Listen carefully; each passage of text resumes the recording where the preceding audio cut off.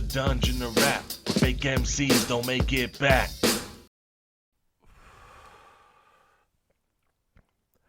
Welcome back to the dungeon of rap, where fake MCs never make it back. It's Uncle Paulie, yo. You can see I got a better microphone. I got the headphones on. This accidentally happened because this is what I use to record my freestyles and shit. But my less good microphone I use for these reactions, but that shit broke while I was already halfway through reviewing this album. And when I went back to the footage, the microphone had been broken and it did not pick up any of my voice or anything. So I got to go back and basically tell y'all what I thought. And I am going to go back and actually listen to some of the songs because I did about 6 or 7. But 1 is an intro, and 2 I already did reactions to. So I could jump back in and hit the highlights real quick. So just so you know. First up is the birth intro, and that shit was dope, and it was exactly what I expected from a Slaughterhouse intro. Even Glass House probably would have sounded similar. And that Talib Kweli Nino Bless interview was pretty dope too. They used a clip from that. I'm actually surprised Nino wasn't on this album, especially I thought he was hinting at it on his Bootleg Kev interview when he was talking about how he has a right to Slaughterhouse as well. I was hoping, I've been said that he could have been the 4th member when Joe left, but and he was really the only one. Everyone was saying Lupe Fiasco. That didn't make no sense. The only one would be Nino, and he actually would give it. He would give it the feel of Slaughterhouse. On paper, Joe worked, but in action and in Joe's actions, that shit didn't work. And next up was Vacancy. I already did a whole review to that. Up is Ain't Nobody Mad, and this shit was it was pretty cool because Joel, even though it's called Ain't Nobody Mad, Joel got more of his feelings out than I feel like he's gotten so far, and he did say a lot of things that were more like shots. But again, this is supposed to be like the final say of his truth, so of course he's gonna say everything he has to say, and hopefully it's done. If it's not, then it'll be weird and gimmicky, and that's not cool.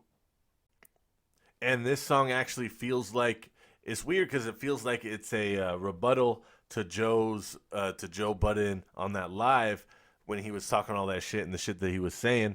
Because instantly when Joel starts talking about the shit that he had before Slaughterhouse and during Slaughterhouse, it reminded me of when Joe was like, "You're not good, you're not good," in reference to his money situation. So I thought that was pretty cool that he already had it locked and loaded. And that's the thing that I love about Joel, and what I can relate to is during that live you could see that one, he don't do arguing, and neither do I. He said what he had to say. He did not repeat it. Some of the things even got lost and they were acting like he didn't say it, but he said in the beginning he just don't repeat shit, and I feel that 1,000,000%. Crook is an asshole for letting Joel. I know Joel wrote that shit and kicked all that ass, and then Crook, and then wrote his, and then fucking just the competitive level these guys got amazing. It's basically whoever gets to go second is the winner because they already got time. That's all they need. Whoever's got the one up is the one that's gonna win because they're equal. Next up is Backstage. I did a review to that too. Why my camera like that? Hold on.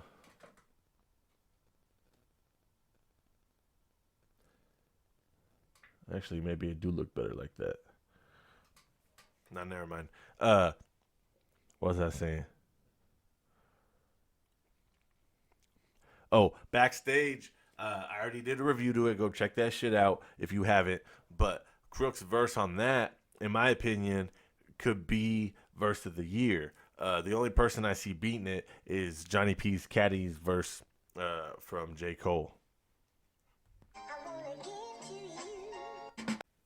Floodwaters is one of those ones where it's the song is a 6, but the writing is a 9. Next up is Fuck Glass House. Now this one was probably the most anticipated as far as when people got the track list and what they heard or what they saw or whatever. Turned out to be what I was hoping it was, which is just a more hostile version of Vacancy. And it was. And that beat, it almost has like the Hot Boy sample in the back, like slowed down a little bit, I think. Next up is Brothers Keeper 2. Now, this is where I stopped at. I was about halfway through this song, so I'm just going to let it go. I'm going to play it back and give you my shit. Oh, yeah. I was fucking with this shit from Joel because he was taking it back to, like, he reminded me of his old, like, 2006 Joel. Even, I don't remember when it came out, but he mentioned it back in another song, Nissan Honda Chevy. That's his remix of Beamer, Benz, or Bentley. And he did the video with Jim Jones, but they both got it on their mixtapes without each other, I think. But and that shit was just real grimy, and it's the dope boy Joel that you don't see, especially Slaughterhouse fans. You don't see that, but yeah, I be fucking with it. Oh yeah, we getting back to the bars. And something I said in my other recording that didn't record my fucking voice was that all these songs I could hear Royce and Joe on, and that's not really a stretch, really, but I could see the potential, and it's fucking sad. Pain I was giving out, that cane I was dishing out, not the crack fiends. I'm talking about the last scene where Kane was just spitting out, looking up at Stacy. Now you got it, Stacy. He said, "Who you market is better." Pay attention. That word is key. Who you market as better, not who is. I grew up where crip signs are threw up. They dressed like suicide bombers, they clothes blew up. My burner is the Star Trek Enterprise, the hard tech energy. God damn. And actually, Crook just reminded me of a line in, I think, Brother Keepers 2 that I didn't say here, but I said in the video where my audio fucked up. And it was a line where he said, like, my dad... Fuck, wait, hold on. He said something like, my dad lied when he said he would be back soon. It made my brother a crip. He said, I'll see Cac soon.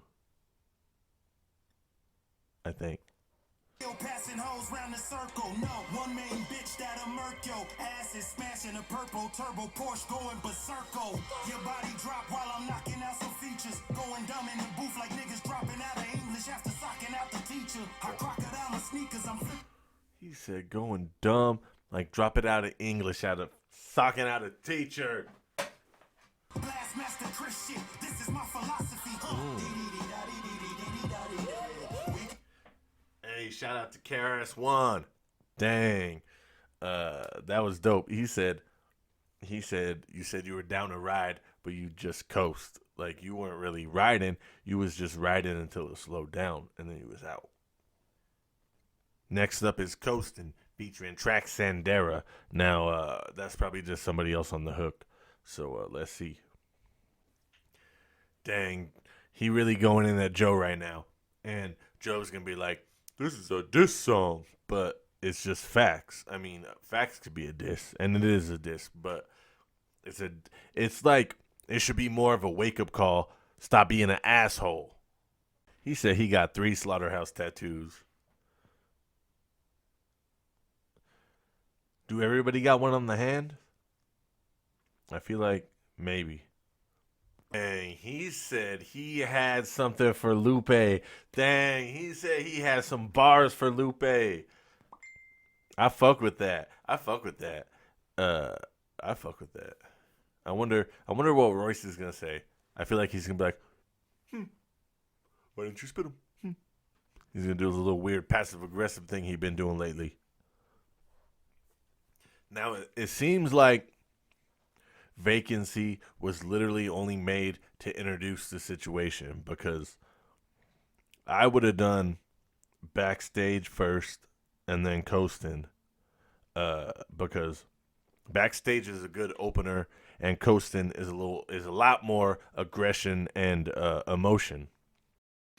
And I've heard Dre say that about Joel Ortiz, that he ain't got no, like, he understood and he wished he could have helped him get where he wanted, but it is what it is. It's crazy because that was the song where you definitely felt that Royce and Joe were missing, because that would have been their song that they would have shown on. And I'm not saying missing like they were planning to be on that song and like these are Glass House songs or nothing, because I know that they're way different. I'm just saying the potential's still there. Like, you could hear it. Next up, Look Mama. I made this beat. I'd call it Look Mama. That's what it just makes me think of. I don't know why. Right now is a very good time to point out that King Crooked is one of my favorite rappers when it comes to struggle bars. When he raps about his personal struggles and the things he's seen and whatnot, I feel it the most, sometimes for a personal reason, but mostly, or not mostly, it's like half on a personal level and half the way he writes it. And I'm fucking with this song. And I know Joel is going to come with it too, but King Crooked is like my favorite with struggle bars. Dang, he said, I was watching Fresh Prince, like, what could I learn from Will's uncle? Like, he didn't get it then. And that's some real talk too. That's real shit. He said, shit changed, my boy. Only shit that never changed me was the fame, my boy. Yeah. Joel's spinning that grown man shit right now. He said, I talked about your faults already. We talking about the good shit, mama. Said I'd end up better in jail, but look, mama, I made it. That was a dope ass song. And that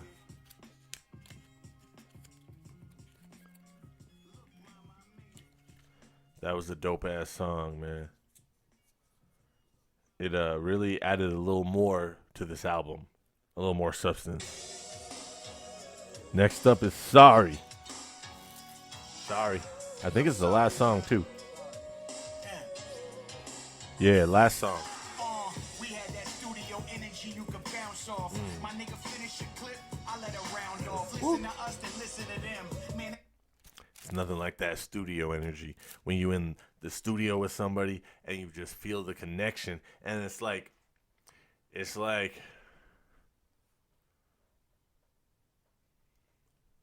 indescribable. Dang. This is a good ending song right here. And I hope we get it.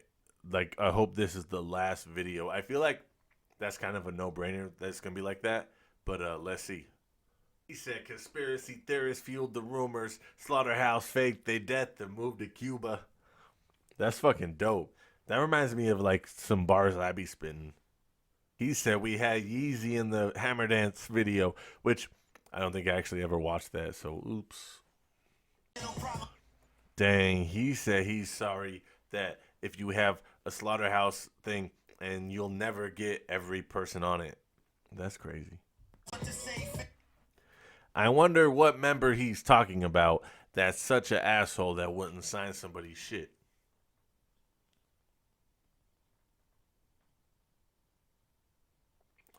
A mystery. Oh, yeah. That's crazy. Q-Tip was there, but the way he worded it, I think he was just there listening. He didn't have no input. But yeah, he said the only reason he wouldn't want Glass House to leak is because the producers wouldn't get paid. And it was people like Khalil and Just Blaze, which Just Blaze is probably the one I'd be looking forward the most to. He said, why I give it to you in an interview, I just give it to you in the booth. That's right. All right, that was the rise and fall of Slaughterhouse. I feel like it was like a 6.5 or a 7, and that's no diss. It just, I feel like we still should have got features and we still should have got bars. Like, they should have had the songs that they had were really good. That talked about Slaughterhouse and stuff, and only one of them I felt like was just like, all the other ones were really well written, and there wasn't too much repetition, or at least in an uncreative way. So it was very doable, and it was very, very good to listen. But I think if they had the the tracks that were just bars, bring in some spitters, bring in some features, and just have it like that, and tell your story on those other tracks. I think that would have been perfect. And now I guess that's just what I was hoping for. And because who wouldn't want to be on Slaughterhouse's last album? Like, but whatever.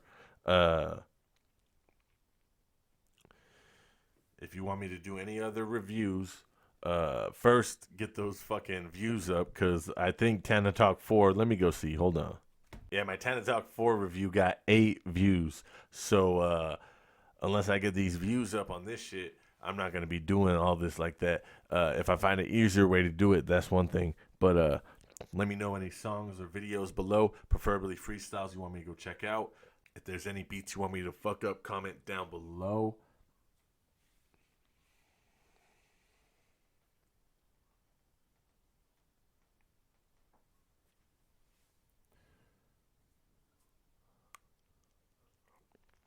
And what's that? Dungeon of Rap.